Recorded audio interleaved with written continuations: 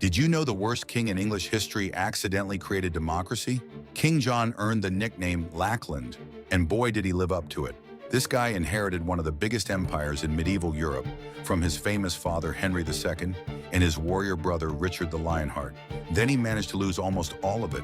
John was terrible at war and even worse at making friends. In 1204, he got crushed at the Battle of Rouen and lost Normandy, Anjou, and basically the entire French Empire that made England a superpower. But here's where it gets crazy.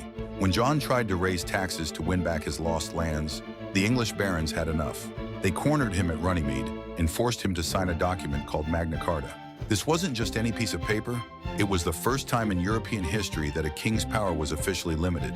It established trial by jury, due process, and no taxation without consent. So the king who lost everything accidentally gave us the foundations of constitutional government. Talk about a plot twist.